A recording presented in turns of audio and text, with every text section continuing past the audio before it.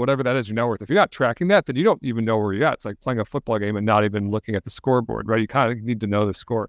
And when you're tracking your net worth on a monthly basis, it's going to improve just by watching and doing nothing else, because it's going to seep into your subconscious and impact your behavior. This is the Passive 25K podcast, a podcast built around the vision of creating wealth through passive income for ourselves and others. The idea of creating income while you sleep seems like a dream come true, but for most professionals, turning this into a reality is a different story. On this show, you will hear real people breaking passive income streams down to the basics, giving you the next steps to start your own passive income journey. If you're new to the show, my name is Kyle Reedstrom from Fargo, North Dakota, where I get to work with my team of agents and investors each day to complete our goal of $25,000 a month in passive income. Now, let's get right into our next conversation. This is the Passive 25K podcast with Kyle Reedstrom. We are, of course, home of Passive Income University. We help working professionals with one source of income start and complete your passive income journey. Find us at p25kg.com. And if you're looking for next steps today, click the button. Let's talk about your game plan. What I'm excited about today is our episode with Jeremy Schneider, Master Personal Finance, retiring early. Today's actually one of my favorite Instagram followers. Jeremy is a transparent millionaire that became fully financially free and retired at 36. Now he just lives, along with other things, with creating a killer Instagram account that I love, constantly spewing practical reminders and tips on money and wealth building. Jeremy, I'm pumped for you to be on the show, man. Hey, Kyle. Thank you. Thank you for having me. Jeremy, I shared a quick highlight milestones of your intro. I feel like there's real power in your full journey. Let's start there, man. Feel free to expound on the intro for yourself and then walk us through your wealth build. Sure. I mean, the short version is I graduated from college, turned down a job offer from Microsoft, and instead started my own company and had literally no idea what I was doing. I grew it for about 12 years, bootstrapped, never took any loans or venture capital or anything, and then sold it when I was 34 for $5 million. And then I worked for the company that bought my company for 2 years, and then I retired at the age of 36 with about $3 million in the bank. You know, my share after taxes of that 5 million was about 2 million. And so that 2 million grew to 3 million. And then when I retired, I had about 3 million. And now today, I actually just reconciled my personal accounts last night, and I have about 4.8 million. So after, that was 2015 when I retired. Now this is 2023. So 8 years of not really being employed, I went from 3 million to 4.8 million. So it's kind of nice. You talk about passive income. I'm not working. My net worth keeps increasing. And I basically spend, however I want to, but I'm still frugal. I've been frugal before, during, and after that. A lot of times people hear that story and they're like, oh, you just sold a company, got rich, which is partially true, but also before, during, and after the sale of my company, I was living frugally. I was working hard, growing my business, and I still live frugally. Yeah, Jeremy, and it's not common that we have somebody on the show or that's sitting captive for our audience that's truly financially free, that's actually live that lifestyle. Man, was that always on your list? I mean, did you always know, hey, this is where I'm going. This is why I'm being frugal. This is why I'm being disciplined. This is where I want to be. And you put goals around that, or was it, kind of the dominoes lined up for you? I think that was always on my list. I ran track in college, and there was some very small time press. I still have a newspaper article from when I was 19 that said that I planned to retire at 25. And so clearly that was in my brain somewhere, even at a very young age. It's so weird because I have a nephew now who's 18, and I was 19 when I said that. And so it's so weird to think, because it's the secret about aging is you always feel like you're the same person or whatever. But yeah, that was in my head. And I went to, when I was in college, I graduated in 2002. And so the 4 years I was in college was kind of at the peak of the .com boom. And I'd see, young people go and start a company and sell for millions. I was like, oh, how long is that going to take? A few years. So it was in my head. But it wasn't until, only a few years ago that I kind of learned more about investing, personal finance, and the FIRE movement, financial independence, retire early, where, you don't have to just sell a company for $5 million during a dot-com boom. You can actually, save and invest your way to early retirement with a regular job. Yeah. And Jeremy, I want to dive into one of the tactics that you talk about on your page a lot. And by the way, it's been super fun to kind of follow your journey on your page. My wife and I, when we got married, I was asking us, I said, I'm talking to Jeremy today on our podcast. And I think we started following you when we got married. It's kind of been cool to see that journey along with you. But one of the things you talk about a lot on there is index funds and how that's been a crucial component. And I don't think many people they know about them, but I don't know if they're part of their wealth game plan necessarily. And just walk us through your mindset on this and how you have used these. I mean, it's simple, not easy stuff. It's not groundbreaking, but, talk to us about these. Yeah. Index funds are interesting because there are no index fund salespeople. There are no ads generally. And we live in this capitalistic world where we're just kind of constantly responding to sensory input, like buy this, and we're kind of, I'll try to decide what I buy, but no one's ever telling you to buy an index fund because the purpose of it is to be extremely inexpensive and low fee. And so what it is, it's basically a collection of every single stock. And the word index just means list, and fund basically means like a big account that stores stuff. And so an index fund is like a big account that has all the stocks in it. And then you can buy into this, buy a share of it. And so when you hear about corporate profits, like, ExxonMobil, Facebook, Microsoft, Google, whatever, having corporate profits, sometimes you're like, oh man, those corporations are always making money. But, you can be an owner of that corporation by buying their stock. That begs the question of which companies do you buy, which it turns out the more you study, the more you realize is an impossible question to answer. And the correct answer is you buy them all inside of an index fund. And again, no one's pushing this product because it's designed to be very cheap.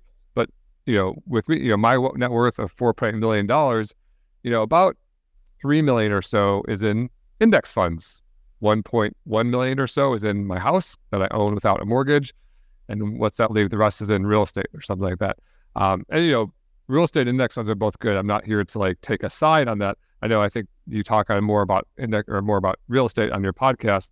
But I would make an argument that, your podcast is called the Passive 25K. There really is nothing that I've ever heard of that's more passive than an index fund. You literally go to a website, you spend maybe, 90 seconds clicking buy, and then you do nothing for the rest of your life. And it just grows and you collect profits and growth of all those corporations. Yeah. And I think that's such the word passive is a really polarizing word. It's turned into that.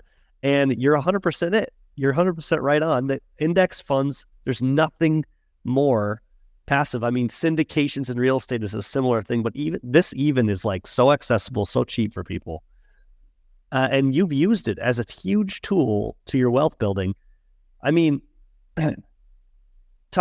what's the advice for people that aren't playing this game right now? Or even if you're just getting started with it, because I think there's this aspect of you got to have some money in them to make some money in them. But that shouldn't be a hurdle for someone not to start putting this in their wealth plan. By the way, on the syndications thing, all my real estate investments are in syndications, and I find them dramatically more troublesome and problematic than index funds because there's a dude and he emails you and it complicates your taxes and there's distributions and there's capital calls and I'm being extremely privileged to even complain about this problem, right? It's someone else is doing all the work of buying an apartment building or whatever and doing all the work for me, and I just have to send them money and get money back. But still, it's if an index fund, buying an index fund takes 2 minutes, dealing with a syndication real estate deal takes a few hours, every couple months or something, right? Still pretty passive. Obviously that's one word that can mean a lot of different things. So yeah, to your question about how do you do index funds? It's not get rich quick. And if you want to get rich quick, you're probably going to stay broke for a very long time. And I think, you've talked to a lot of smart, successful people. I don't think there are any stories that's like, oh, like I just found this magic product and put my money in and like life's been good. Generally becoming wealthy and successful occurs over time and is a result of putting, money and energy into a system, whether it's work or growing something, whatever. And with index funds, it just involves investing over time. And so, for example, you could invest $200 a month over the course of your career. $200 a month is like, whatever, $5 a day or something. There has been no period of history where $200 a month over the course of a 40-year investment time frame turns into less than $1 million. And so, a lot of people when they hear like, I don't want to be rich when I'm old. I'm like, better than being poor when you're old. And plus, that's only $200. If you want to be more rich sooner, you can put more money, right?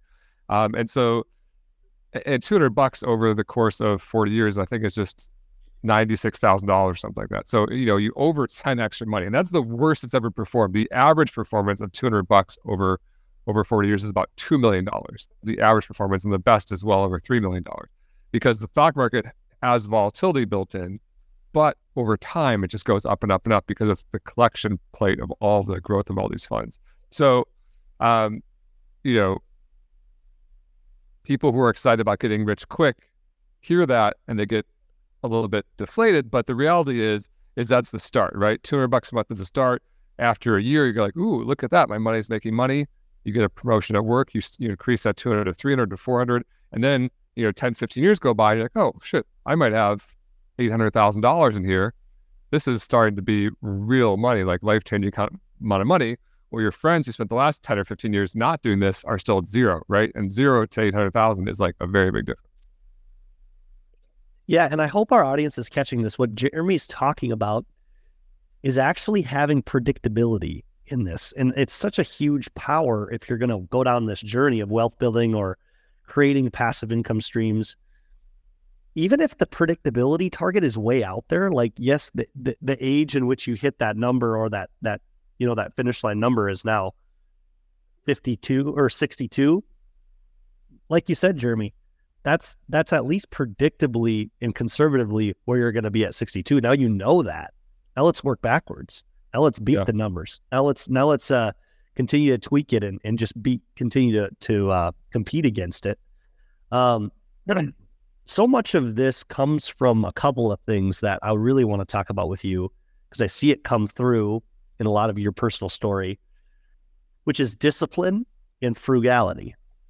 And I know in my own life, I've felt this pendulum swing with these things, seasons of growth and fun and change and spending, and then the seasons of budget and frugality and maximizing discipline happen. And I just want to understand your mindset on this and speak to the person out there that cringes a little bit when they hear some of these words, Jeremy.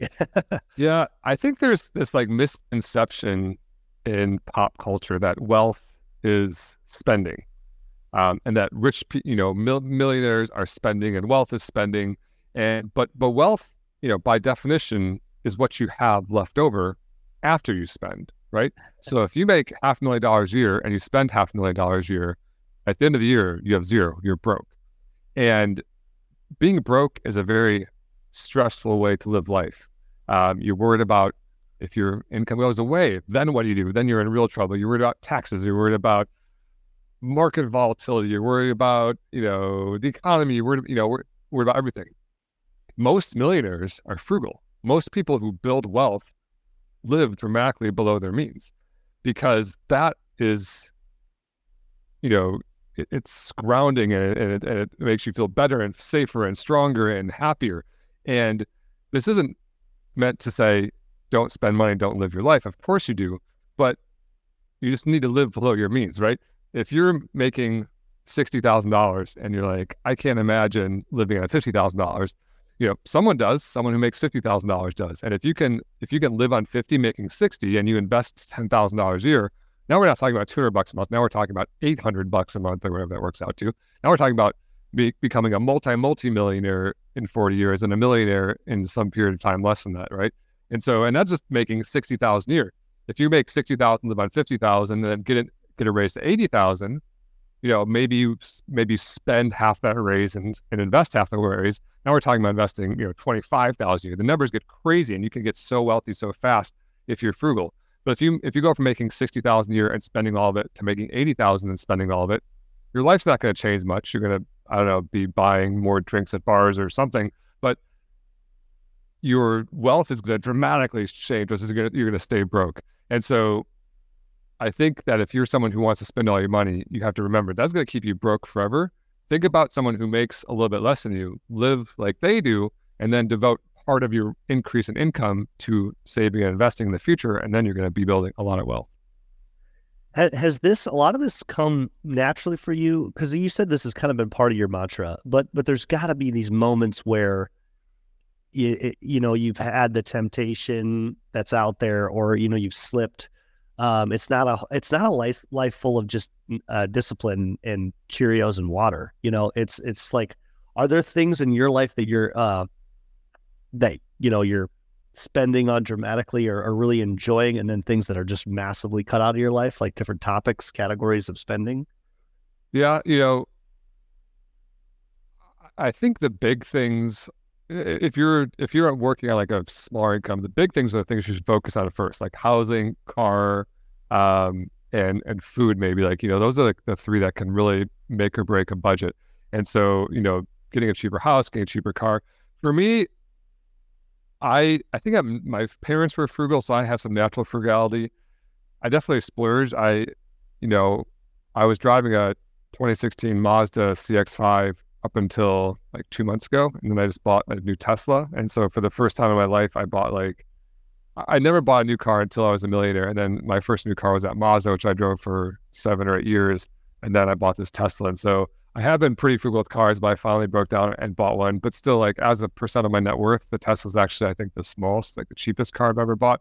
But obviously, it's the most expensive by far in terms of raw dollars. Yeah, I don't know. I think I just generally stay frugal, but I do look for opportunities to convert money to happiness. I screwed up recently when I was traveling. I was in Tahoe with my girlfriend, and we had a 7 a.m. flight that was a 45-minute drive away, and we did the math backwards. Like, okay, we basically got to leave at 5 a.m. to drive and get there. Set the alarm for 4:15 to wake up and pack everything.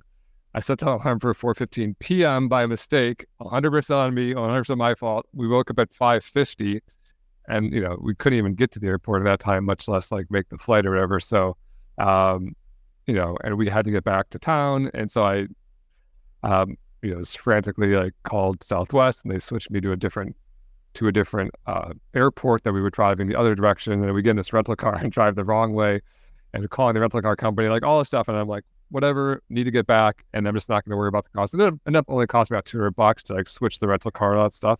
But that's one of those things that when I was poor, that would have really stressed me out. But now that I have some wealth, I just say, hey, that's fully and totally worth it. I'm not going to I made a mistake. I'm not going to be mad at myself or anything else. Just pay for it and go on with life.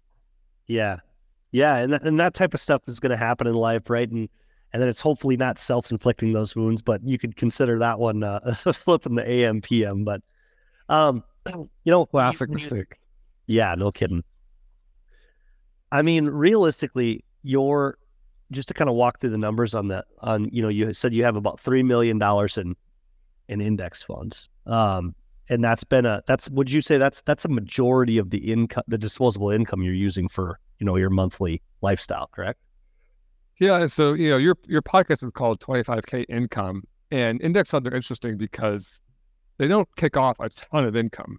If you buy a total US stock market index fund, it does produce dividends. Dividends are the cash payments paid by companies to the shareholders. And so, for example, if you buy one share of Apple, I think it's paying a 25-cent per quarter dividend. So you're going to get maybe a little bit more. That's you get $1, $1.50 per year per share. So if you bought 100 shares of Apple, you'd get $100 or whatever it is. But index fund collects all these dividends from all the companies contained within, kind of collects them all together and then gives you these bulk payments as a percent of the cost of a share. it's currently about 2% per year, which means if you put $100,000 into an index fund, you're getting about $2,000 per year in dividends. So dividends are beautiful because it's just literally like cash deposit to your account. And again, if we're doing literally zero, but 2% ain't that good, right? You could put your money into a savings account and currently get 4%. So why would you invest in an index fund? And the answer is most of the growth from an index fund comes in the change of the share price over time, not from the actual dividend payment.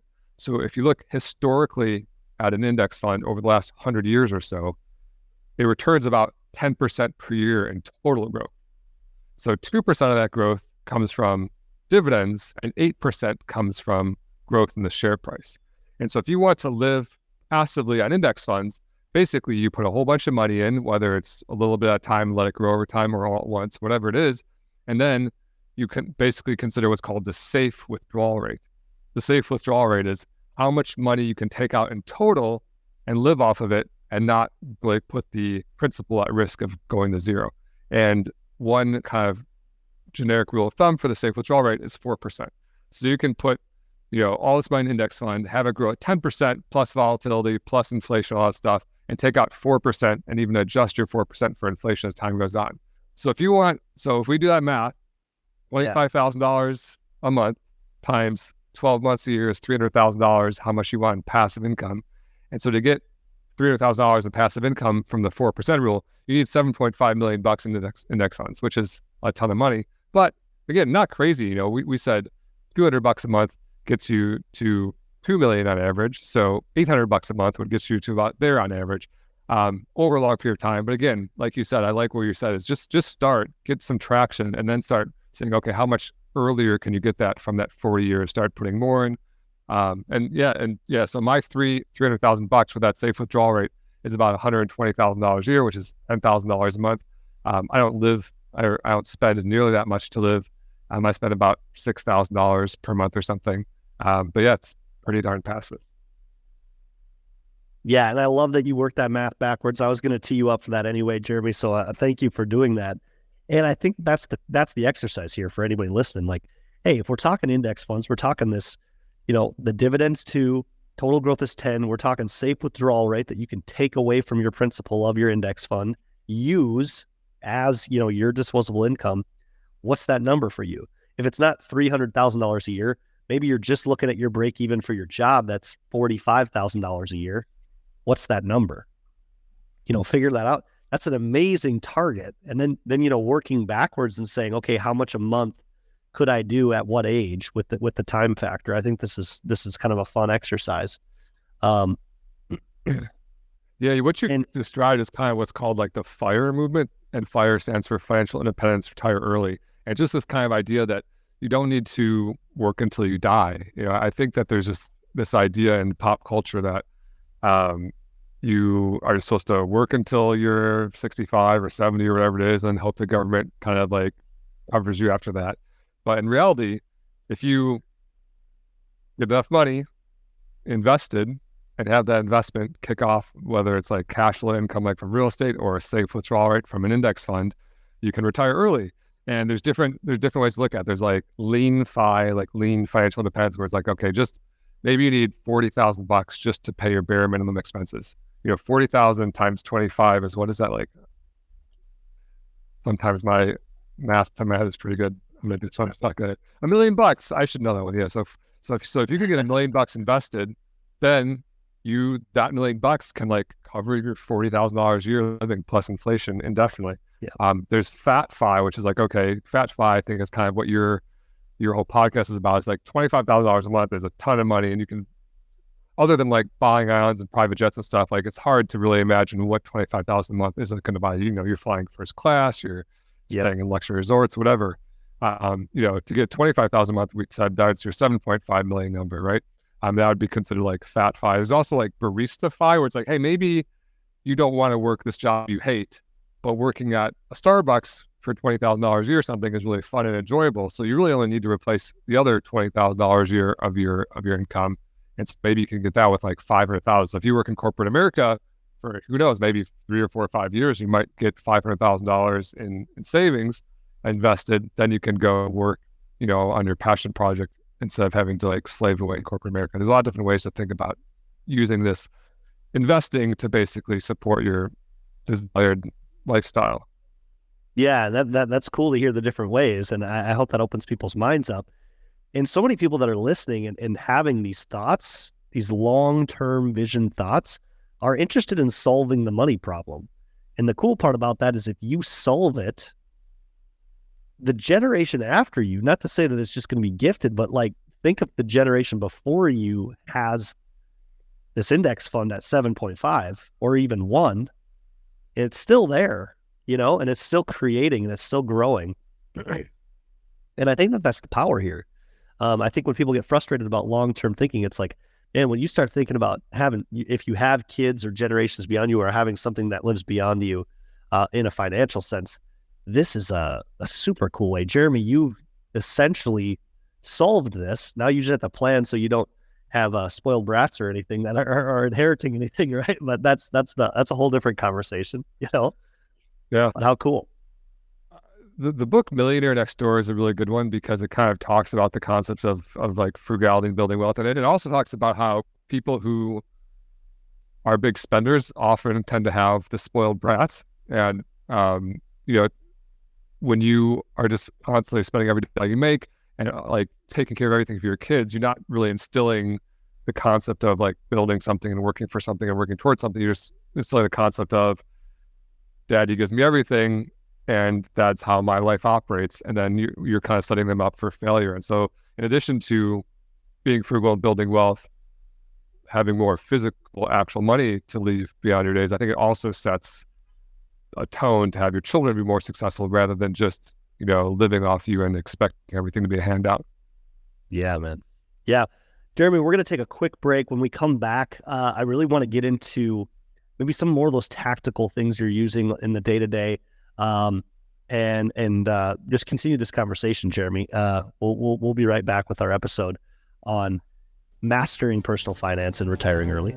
Hey gang, really hope you're enjoying the episode. I want to take just a little bit of time to highlight another episode that we have, episode 35, Freedom Through an Online Business with Sophie Howard. We shot this episode and got super excited about the offer that she had to provide, which is a community and a course teaching you how to buy an online business and create a truly passive revenue stream. When it comes to the passivity scale, Sophie's stuff is all the way 100% passive. She's living a fully passive lifestyle right now, doing things that she loves and working in businesses that she's really passionate about. And so if you haven't yet, check out that episode 35. And if you're curious about Sophie's program, there's actually an affiliate link in the show notes of that episode. You obviously get Sophie's course and her community, but it also helps us fund the operations we're doing with the Passive 25K podcast and helps us achieve our passive income goals too. So we think this is cool synergy. We think it's great value for us, for her, and for you as someone that's looking to add a revenue stream. Definitely check it out. And now back to the show. We are back on the Passive 25K podcast. We're talking to Jeremy Schneider. By the way, his Instagram account is Personal Finance Club. I don't think I mentioned that. Stop what you're doing right now. Follow his account. Trust me, there's amazing things on that and that foster conversation. Just really cool, practical ways around the numbers. Jeremy, I really like the recent one that you did on a credit card ploy with a spoof on how to pay down points and get point. And then you're like, stop. These are gimmicks. Just stick to your plan. And it was like super refreshing to get that side of it. So many of these things that you present and these mentalities, these mantras you have, they might seem natural to you, but these are the things that got you where you're at, where a lot of people want to be. If you're willing, Jeremy, I'd really love to get into, some of the little tactics you use, some of the little nuances that you maybe changed into habits that are just ways you can stay frugal. Maybe even some of how you operate your days, your weeks, your months. And I'm really curious about how you budget. And maybe some of the flow with that. Maybe some of these are really general boilerplate answers, but key us in on any of these. Some of this might be revelation stuff, and you're like, hey, this is the simple stuff, but yeah, let me know. So I hate the word budget because when people hear it, they think I'm going to write down some numbers that I'm not allowed to spend more than, and if I do, then I've failed. And it's a lot of work to write down those numbers, and it's a lot of work to keep track of it, and I'm going to fail. And then even if they try, like, okay, I budgeted $200 for groceries, then they spent $300 for groceries, and they're like, I failed, they just give up. And the whole like, just like, oh, are you budgeting? It sounds like, are you restricting yourself and not having any fun or whatever? And I just think that's like the wrong mentality. And that said, I do what I call budgeting, but I think of it more as of like a informed spending plan, where I have an app. It's called YNAB, which stands for You Need a Budget, and not sponsored or anything. But like, basically what it does is it links to all your accounts, and then you can make those those spending categories. But the idea isn't to limit yourself. The idea is just to have visibility. So like, let's say you have $200 in your groceries category, and you've got $300 in your restaurants category, and $500 in your vacation category, and your restaurant category, you want to go out to eat and you go over budget. That's okay. You're allowed to spend your money however you want, but then you're just making an informed choice. You're saying, hey, am I going to pull from the vacation category, the grocery category, and maybe not grocery because I may end up out of food, and yeah, maybe vacation, because maybe I'd rather go out to dinner now than go on vacation, which is fine. And so instead of just limiting yourself, you're just making an informed decision. You're saying, hey, what's more important to me? And then when you go out and spend your money, instead of just kind of looking at your checking account and wondering why it's all gone, you can make these informed decisions. And so I definitely do that. I know that not everyone will, and if you don't, that's okay. I think the next best option after that is just kind of what's called paying yourself first, where you set up automated transfers. So if you're just the kind of person that just looks in your checking account, see what's there, and then spends it all, that's cool. A lot of people can do that. I can wag my finger at you all I want, but it's never going to change. But what I would suggest is go in and set up some automated transfers. Automatically transfer some to savings. Automatically transfer some to your investment account. That $200 a month, 400, 500,000, whatever it is. Set that up automatically. Then whatever's left in your checking account, that you've set up the system that you're saving and investing for your future. And as long as that's not touched, you're going to become fabulously wealthy over time. You're not spending yourself to broke every month. Then you can kind of just look at what's in your checking account and spend what's left on whatever you want. That's really good. And we do something like that in our community called Stealing from Yourself. Every other app and subscription service out there is trying to steal your money for you. And it's like, hey, do it on your behalf as well. Nice. And I love informed spending instead of budget. So much of that is just around awareness. You're right. And it's not penalty. It's not to constantly be in a negative mindset around, I'm restricted. This is just, this is power. Once you have awareness, it's power. Jeremy, is that like something that you're checking in on every day? Is that something that you kind of have time blocked? Like, how does the rhythm of that work for people that don't have something like this in their life right now? So my use of this app has like migrated over time. I think I started using it in 2014, and now it's 2023. So what is that?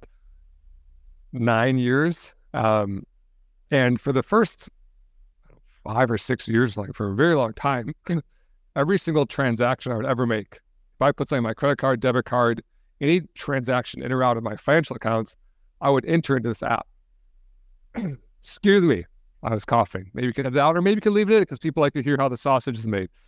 But so every single transaction is entered into this app. And when people hear that, they think, oh my gosh, you entered every single transaction in this app. And the reality is I probably make 1 to 2 financial transactions a day, maybe 3. And so every day I'd have to enter 3 numbers. So I'd go to the grocery store and pay, and then I'd go put it in my app. And, realistically, I probably was sending, 200 or 300 text messages a day. And so then to say, there's no way I could enter 3 numbers a day. Like, of course you can. It's just like kind of getting into the habit of it. And then every single time I would go and spend money, I would look at this app and see, okay, where's it going to come from? And you choose from which category you're spending from. Then you have this huge power, right? Because then you're like, ooh. And it's one of those things at first, it's like a little bit annoying, but then it gives you power, and it gives you, leverage over your money. And you're like, oh, actually, if I don't buy these drinks at the bar tonight, then I can keep this money in my vacation fund, or I can keep, the extra $50 in my investments or whatever. And then when you see that traction, it kind of improves over time. And so that's how I did for 5 years.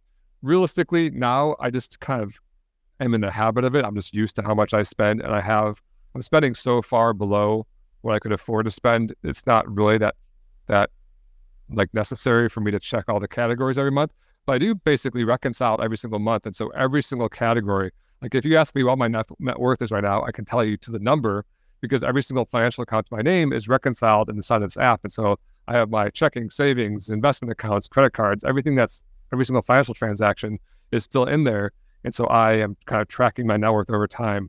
And one of my favorite phrases or sayings is, numbers that are tracked improve, or numbers that are watched improve. Just the fact that my eyeballs are on this, it seeps into my subconscious. And I'm like, oh, maybe I shouldn't just be burning money. Maybe like I kind of want to improve. And so if you don't know what your net worth is, your net worth is everything you own minus everything you owe. It's like all your valuable assets, bank accounts, car, house, minus all of your debts. Whatever that is your net worth. If you're not tracking that, then you don't even know where you're at. It's like playing a football game and not even looking at the scoreboard, right? You kind of need to know the score. And when you're tracking your net worth on a monthly basis, it's going to improve just by watching and doing nothing else, because it's going to seep into your subconscious and impact your behavior.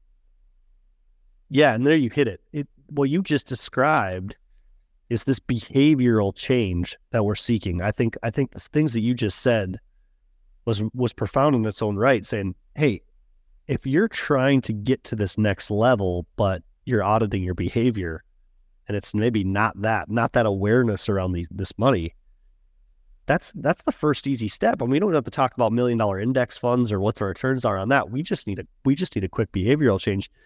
And we've had a lot of conversation on the podcast about this type of thing lately, because I think it's the number one problem. I think it's the number one thing out there that struggle is self-sabotage towards your own visions.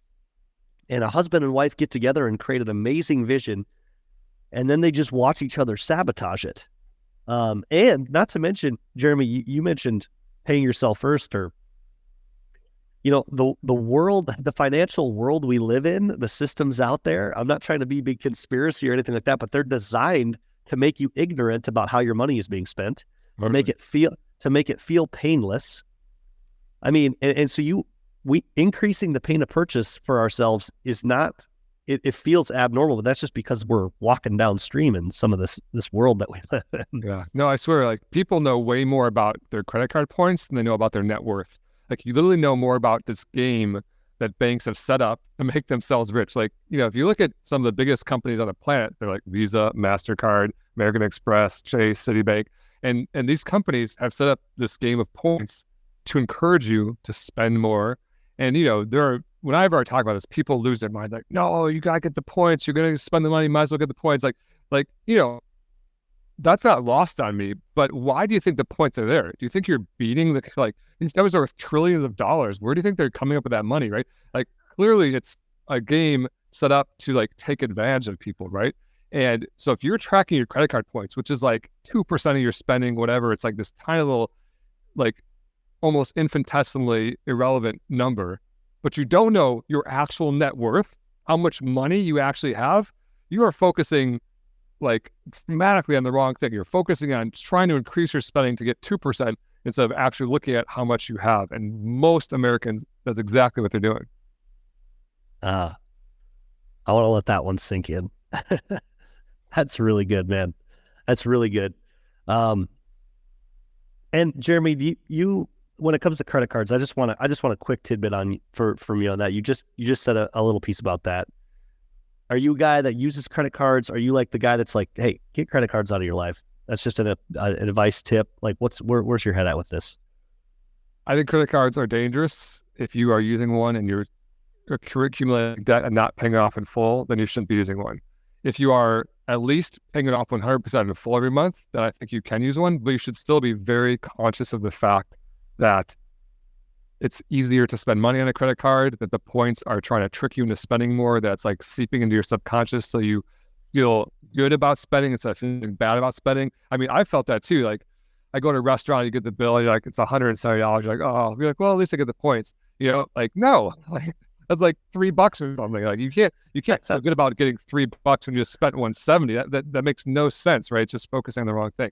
So in terms of what I actually do, I have 2 credit cards. My oldest credit card, which I use for all of my recurring expenses. So anything that's Netflix or my insurance or anything that's getting charged every single month, I put on my oldest card. It's my oldest card because I never cancel it because it improves your credit score if you keep your oldest card around.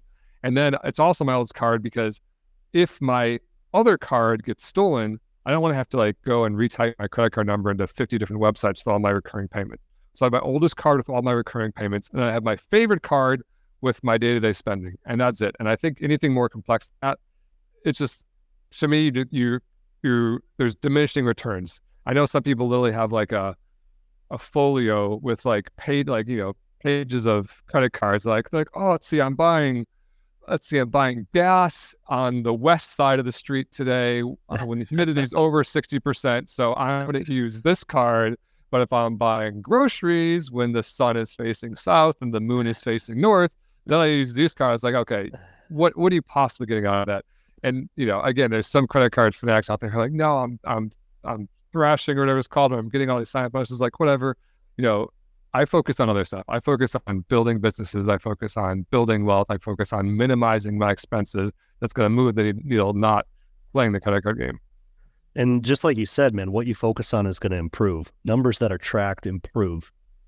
Man, I hope that that's the one takeaway is once, and I've felt this energy too. So I completely agree when my wife is checking our net worth and aware of it. When we are planning for the next month that's coming up, the energy following, it really proves that quote true. Quick hitter for you again. I know I just asked about credit cards. On your mortgage, you mentioned you don't have a mortgage. I think everybody listening, there's a good chance that everybody listening has a mortgage. That's crazy how the percentage is. You're quite an anomaly in that. What's your mindset on having a mortgage, paying off a mortgage? Where's your head at with that? In general, I don't like debt. I don't like owing people money. I don't like, you're all about passive income, right? Debt is like passive cost. You have to spend that money. That said, when I bought my house, I was a lifelong renter, by the way. You said everyone has a mortgage. Not everyone does. Renters don't. But I was a lifelong renter until I was 38 years old. And then I bought this house. I live in San Diego, and so houses are expensive here. I paid a little over $700,000 for it. And I applied for a mortgage, and I said, okay, maybe, I don't really like that, but I'll put down a 50% down payment. I'll put down $350 and get a mortgage on $350. I haven't had an income year under $100,000 in like 10 years. I've got $3.8 million in the bank. This should be the easiest rubber stamp mortgage a bank has ever given, right? Like it's less than a tenth of my, cash on hand that I'm asking for a loan.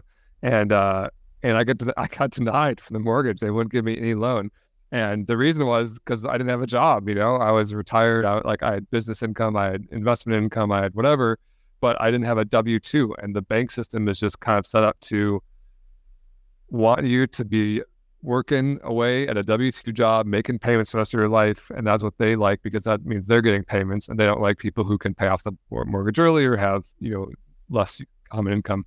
And so after I got denied for that mortgage, I was like, all right, I didn't get rich to be kissing ass to some banker. So I just wrote a check and I paid all $700,000 in cash, and I haven't had a mortgage payment a day in my life.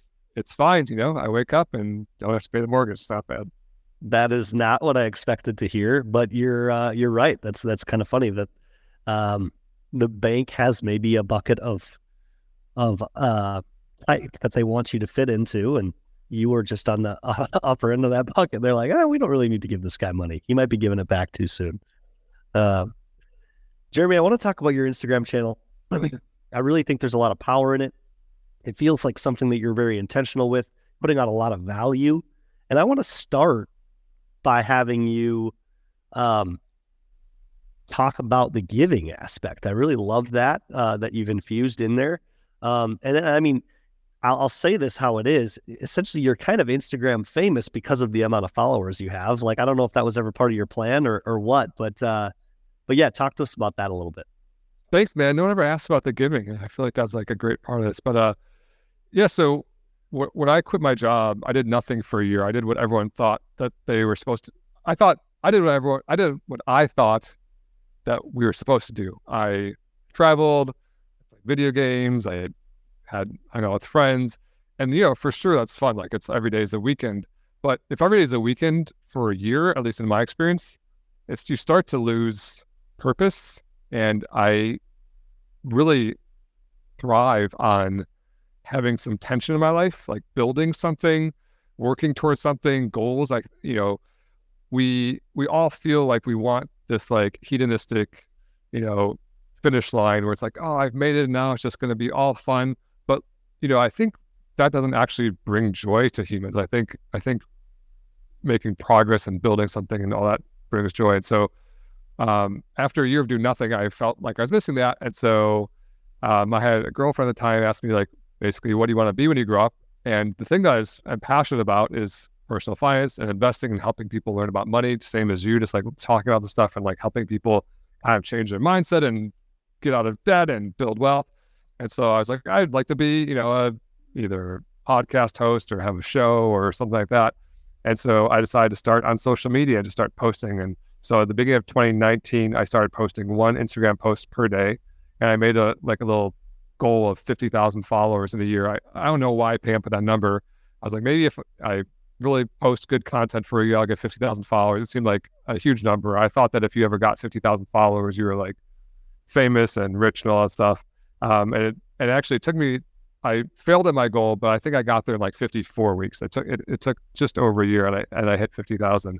It turns out Instagram does not pay you anything. Like Instagram is never, like they don't pay you for that. If you have 50,000 followers, you have nothing other than an account with 50,000 followers. But yeah, that's how it started. So I was making zero money, and then after almost 2 years of just doing this because I wanted to, because it was my passion project for fun. It was actually during like late 2020. I was bored during the pandemic, and people kept asking me the same questions over and over and over. And they said, "How do you invest? What index funds do you buy? What's a stock? What's a bond?" And I just wanted desperately wanted to tell everyone all these answers, and I was on Instagram like in these little bite-sized pieces as well as I could, but the reality is I wanted to like make a more thorough walkthrough. And so I made this like this video course. It's like basically a series of videos, and my intention was to give it away for free. I was like, okay, if you want to watch the videos, go over and watch them. But then I was like, you know what? People don't really value free. They're not gonna like finish it if it's free. And if I charge a little something, maybe I can, cover my expenses. I was like, paying for my website and some conferences and stuff like that. And so I charged $50 for this video course. And in the first week, I did a sale for a week, and I think I made I made like $110,000 in the first week of selling this course for $50 each. I was like, that was a lot of money. Even as a millionaire, that's a lot of money. And I was like, oh, I think I might have started a business by mistake. And so that's what we've done to this day. And so, the whole purpose of this is my passion project and to be part of like an engine for good. And so we started giving away 20% of sales. And so of that 100,000, I gave away $20,000. I also hired 2 people, so now I have 2 full-time employees. And we've actually shifted a little bit now. We actually give away 25% of the profit. So after I pay my employees whatever is left, I take 25% of that and donate it to charity. And yeah, I think to date we've donated like $270,000 or something like that. And it's great. Like I'm gonna die. Like I've got millions of bucks in the bank. I'm gonna die one of these days, and hopefully I can do something good along the way. And I'm hoping that the whole idea behind Personal Finance Club is just this engine for good, helping people learn about money directly, making money to support the cause and grow the cause, and also donating money to support other causes that don't have like the revenue model that we have. That's super cool, man. I'm really in support of what you're doing, and I love that you shed some light on it. I love that everybody heard that.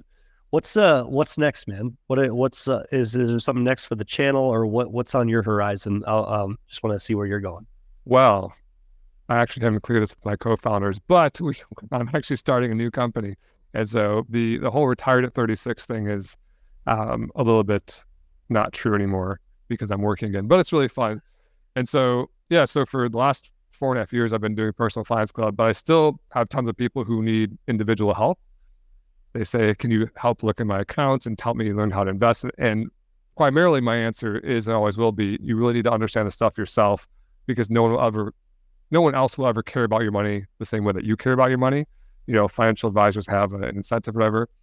And there's basically 2 main types of financial advisor. One is the kind who manages all of your money. They basically take all your money, they invest it for you, and then they take a percent of assets under management, like 1% a year or so. That's not terrible. Generally, they want your money to be bigger, so their cut's bigger. But, first, they will only talk to you if you have at least $250,000. The fee kind of gives them a weird incentive. They don't actually want to help you with personal finance. They just want to manage your money and keep collecting that fee. And even at 1% fee over time, it can be pretty devastating. Like those fees can erode like a third to half of your portfolio over a long period of time. The other business model is the strip mall financial advisor, where you walk into the financial advisor you see in the strip mall near your house, and then they just sell you all these crappy products that have horrific fees, and it's much worse than the first one. And so these are your two options for like getting financial help. And so there's this new business model called advice only, where financial advisors don't manage your money, they don't sell any products, they don't have any incentive other than just helping you in exchange for a fixed cost. And these advice only financial advisors are kind of hard to find because not many are doing it. They're hard to nail down because they have a lot of people looking for them. And so we've built a platform called Nectarine, which you can go to and you can enter your own, enter what we call an intake form, where you kind of describe your situation, your age, your state, some stuff about what you need. And then it automatically matches you with an advice only financial advisor. You pay up front, no strings attached, $150 for 1 hour. You can find it at hellonectarine.com. How about that for a plug? Nectarine.com is taken, and they want $1 million for it. So we're on hellonectarine.com right now. But that's what we're working on. So sorry for the long plug, but again, I think it's because it's the right thing. It's the product that we need in the financial advice space right now. That is amazing. I'm so glad I asked. And it sounds like you're truly solving a problem that doesn't exist. Love that. I'm super excited to see this rolled out. And it's not out yet. Or the website, people can go to the website, Jeremy? When is this episode going to air? It'll air probably within the next 30 days. So okay. Yeah, I think if it's around 30 days, we're going to be live. It's currently live. You can go to hellonectarine.com. You can match with an advisor, the whole thing. We're in the last stages of getting SEC regulation or SEC approval to be fully licensed by the SEC. And so, we're doing things right now that aren't full, that we're not charging in the same way that we would otherwise. So, when we're fully registered and stuff, then we're going to be fully live. So we're kind of in stealth live mode right now. I don't know if I should have said all this, but we're trying to be very compliant with all rules and regulations. But yeah, right now, and the weird thing about the SEC regulation is like you kind of have to go live because they need to look at your site. And so we're kind of in that stage where they're reviewing our site. So it's live so they can review it, but it's not fully live because we're not registered yet. So that's where we're at.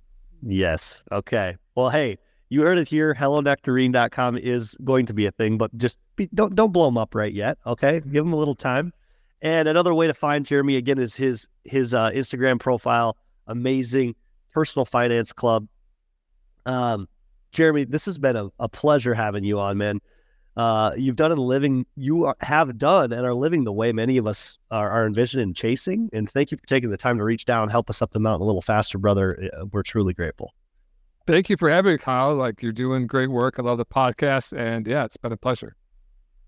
Awesome. I'll end the episode asking you, the audience, what's one action step you can take based on what Jeremy said today, based on what we talked about? Don't wait. Action is key. And if you're currently on your passive income journey, reach out to us. Tell us your story. We truly believe that we can accomplish financial freedom better together. This has been another episode of the Passive 25K podcast with Kyle Reedstrom. If you liked what you heard today, I encourage you to subscribe to our YouTube channel and like this video so we can get more of these conversations out to people that are curious about starting their passive income journey. And if you are thinking about starting your passive income journey, the next steps are to go to our website at p25kg.com and hit apply. This will get you into our application to join our community called Passive Income University, where you can learn everything there is to know about starting and completing your passive income journey. Thanks again for tuning in. I'll catch you next time for another conversation on the Passive 25K podcast.